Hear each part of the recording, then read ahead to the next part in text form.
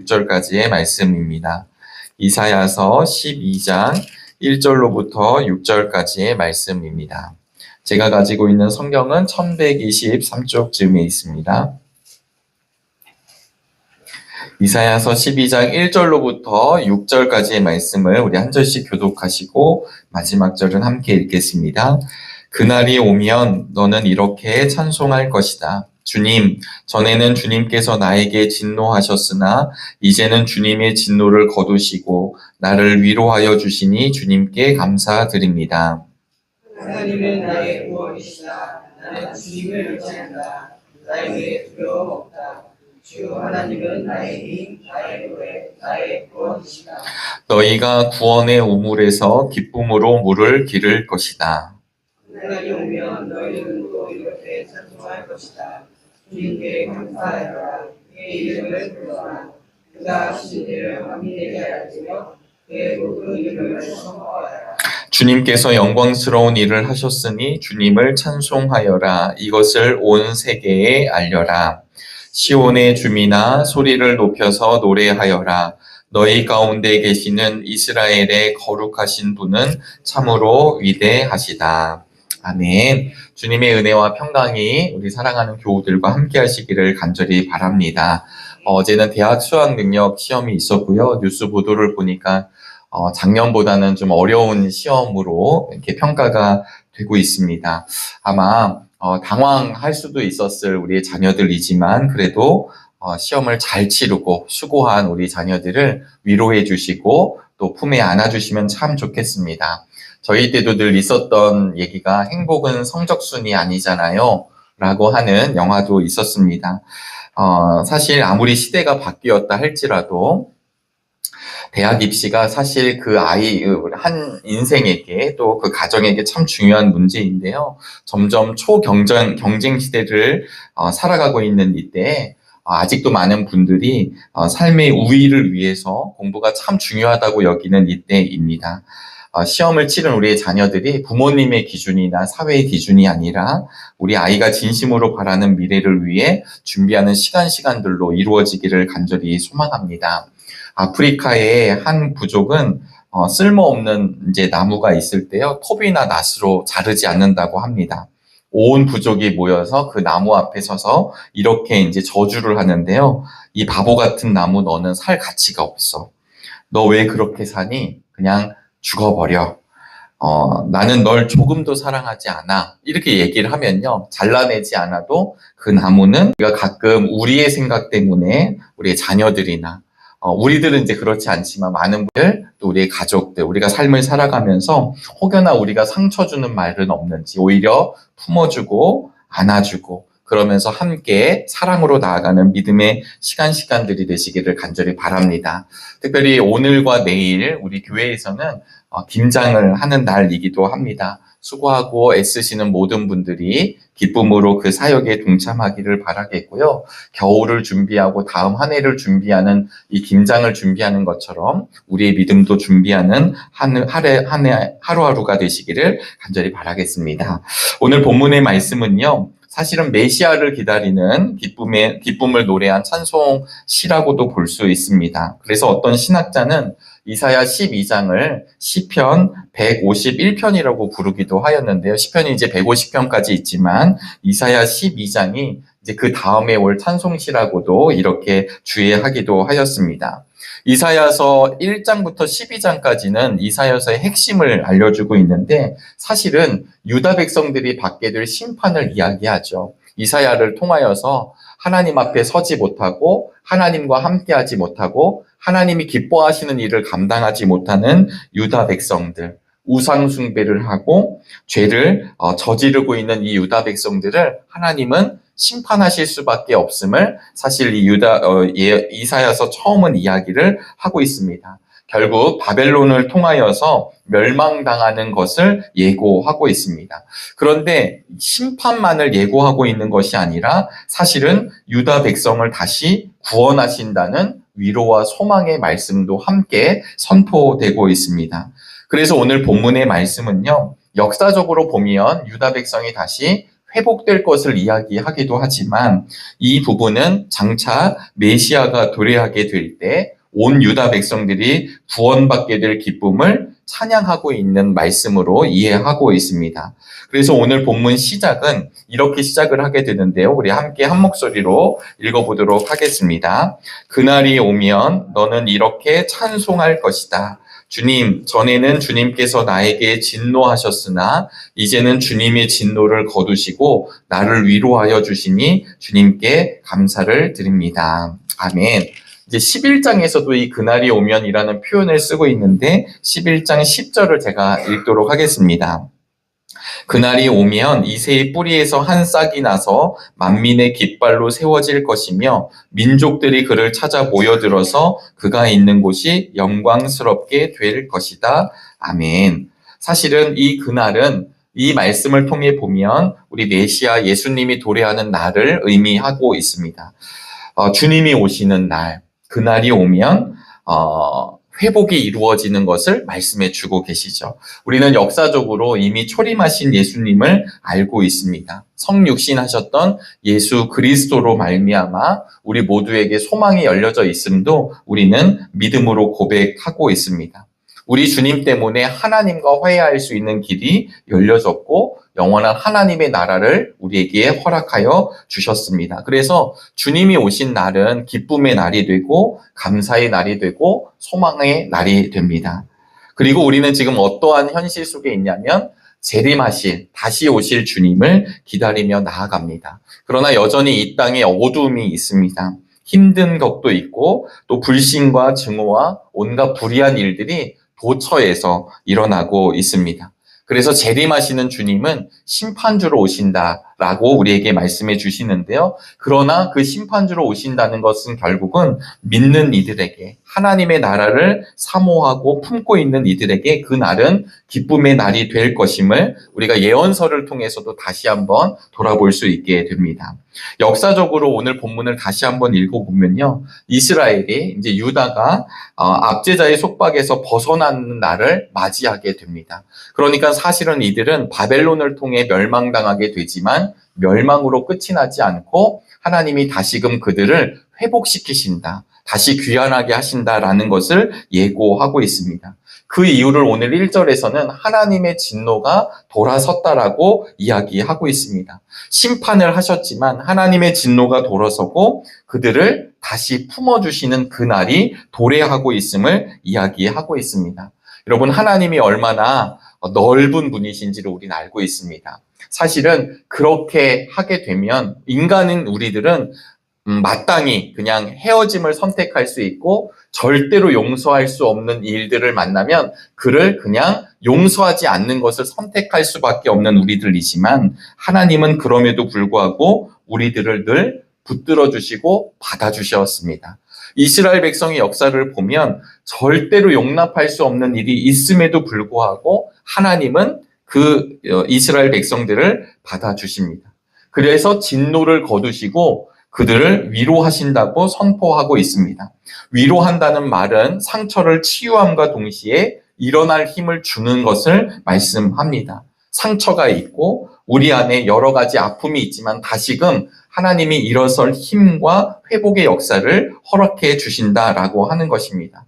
그래서 하나님은 사실 진노보다 긍휼함이 더 크신 분, 징계보다 위로가 더 크신 분을 통해서 우리의 삶에도 그렇게 개입하시는 것을 알려주십니다. 그래서 2절의 말씀을 함께 보실까요? 하나님은 나의 구원이시다. 나는 주님을 의지한다. 나에게 두려움 없다. 주 하나님은 나의 힘, 나의 노래, 나의 구원이시다. 아멘. 이게 개역개정 성경에서는요, 이렇게 시작하거든요. 보라, 하나님은 나의 구원이라 내가 신뢰하고 두려움이 없으리니 주 여호와는 나의 힘이시며 나의 노래시며 나의 구원이시니라. 그래서 보라라는 말을 쓰고 있는데 이 보라라는 말은 우리가 경험하지 않았느냐라고 하는 뜻을 가지고 있습니다. 우리가 하나님으로 인하여 다시금 회복되고 일어섰음을 찬양하고 있습니다. 하나님이 우리를 일으켜 주셨음을 경험한 사람들은요, 하나님에 대하여 새로운 눈을 뜨게 됩니다.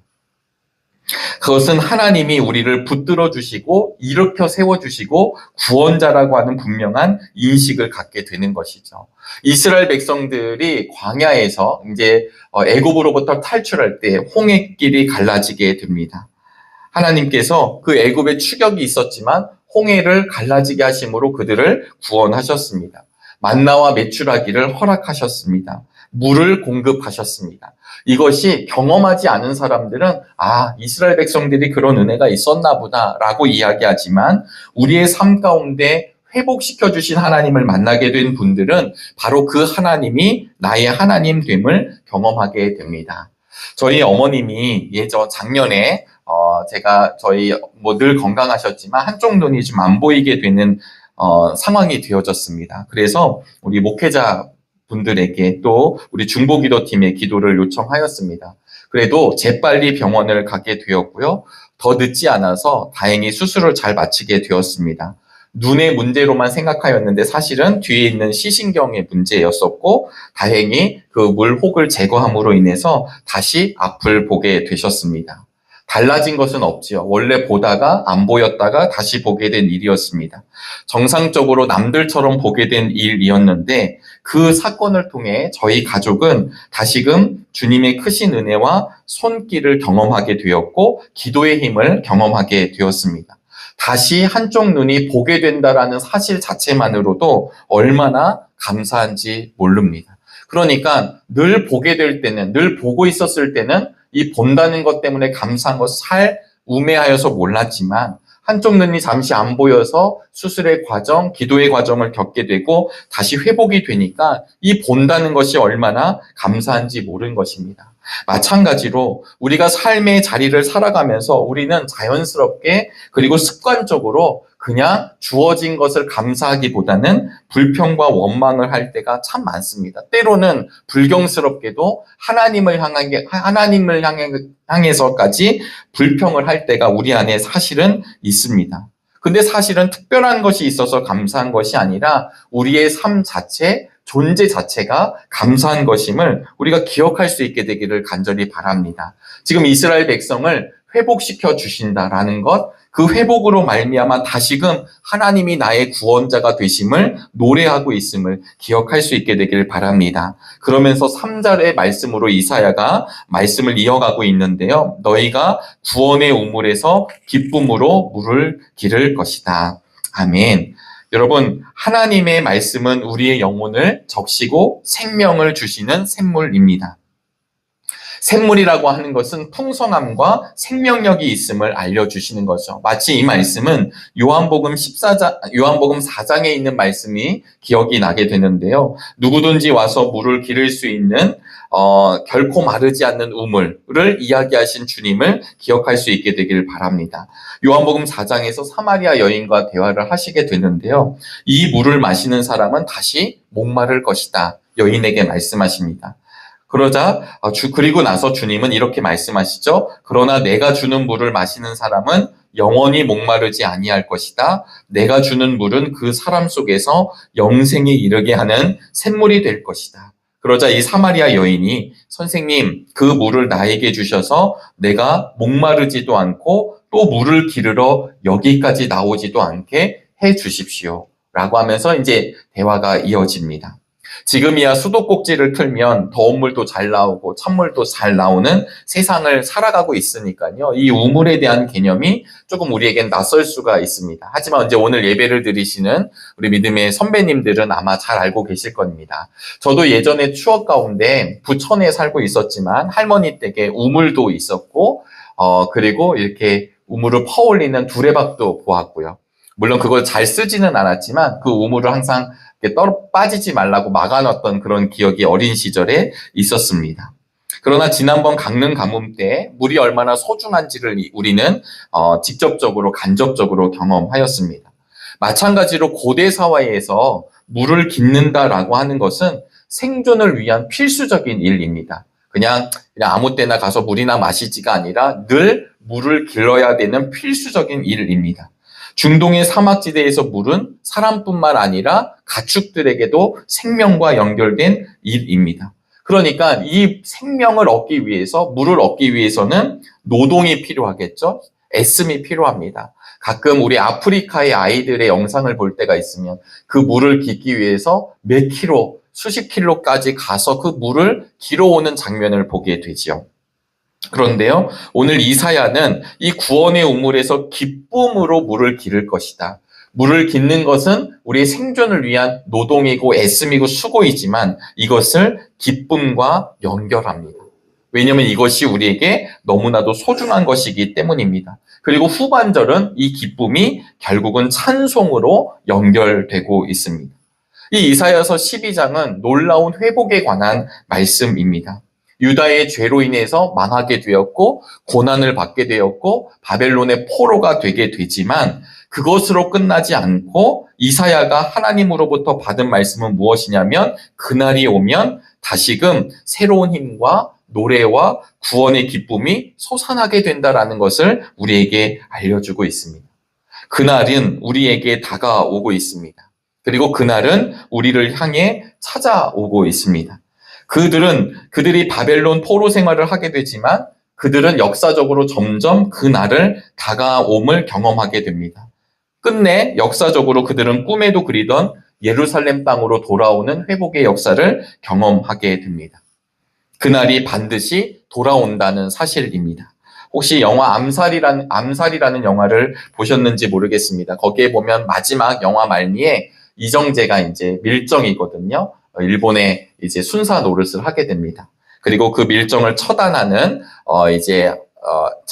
장면이 나오게 되는데 그때 이정재가 이렇게 얘기합니다. 왜 그랬냐고 그들이 묻거든요. 왜 밀정이 되었느냐 이렇게 물었을 때 이정재, 그 역을 맡은 이정재가 이렇게 얘기합니다. 우리나라 독립이 영원히 오지 않을 줄 알았다고. 독립이 될 것을 나는 몰랐기 때문에 이렇게 될 수밖에 없었다라는 얘기를 해요. 몰랐으니까 나는 그냥 일본이 그 이정재를 회유했을 때 그냥 자기는 그 일을 할 수밖에 없었다라는 이야기입니다. 오늘 우리들에게도 어렵고 힘들고 소망이 없는 하루하루가 있을 수 있습니다. 그러나 그 날이 오고 있습니다. 한 점 소망도 없고 절망의 현실 가운데 가장 어두웠을 때 우리 주님 예수 그리스도가 이 땅에 오셨음을 우리는 알고 있습니다. 그리고 우리 주님께서 생수가 되어주셔서 그 생수를 마시는 사람마다 지금 다시 사는 역사가 지금까지도 이루어지고 있습니다. 구원의 우물에서 기쁨으로 물을 깃게 된 일입니다. 눈앞의 현실은 절망일 때가 분명히 있습니다. 불안과 두려움이 우리를 찾아오기도 합니다. 하지만 그 날이 마침내 오게 됐고 그날은 반드시 오게 됩니다.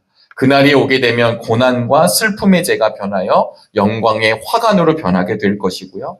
한숨의 탄식의 날은 지나가고 기쁨과 찬송의 날로 변화됨을 우리가 다시금 믿고 전진하는 은혜의 날이 되시기를 주님의 이름으로 축복합니다. 기도하시겠습니다. 고개를 들어 하늘을 바라볼 수 있는 믿음의 눈을 우리 모두에게 허락하여 주시옵소서. 잿빛 현실에 절망하지 않게 하여 주시고 그날이 오면 구원받은 백성들의 노래가 퍼져나가는 감사의 고백이 오늘 우리를 통해 이루어짐을 알게 하여 주시옵소서. 또한 구원의 우물에서 기쁨으로 물을 깃는 복을 날마다 누리는 정릉의 모든 교우들이 되게 하여 주옵소서. 사랑의 주님, 오늘은 교회 김장을 준비합니다. 함께 겨울을 또 내년 한 해를 준비하는 이 수고의 자리가 기쁨의 자리가 되게 하여 주시옵시고 혼자가 아니라 함께 동행하는 복이 무엇인지를 알게 하여 주옵소서.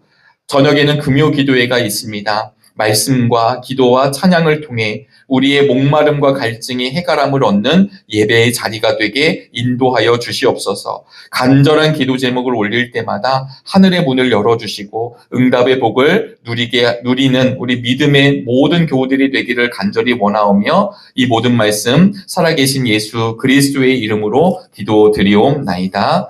아멘. 하늘에 계신 우리 아버지여, 이름이 거룩히 여김을 받으시오며 나라가 임하시오며 뜻이 하늘에서 이루어진 것 같이 땅에서도 이루어지다. 오늘 우리에게 일용할 양식을 주시옵고 우리가 우리에게 죄 지은 자를 사하여 준 것 같이 우리의 죄를 사하여 주시옵고 우리를 시험에 들게 하지 마시옵고 다만 악에서 구하시옵소서. 나라와 권세와 영광이 아버지께 영원히 있사옵나이다. 아멘.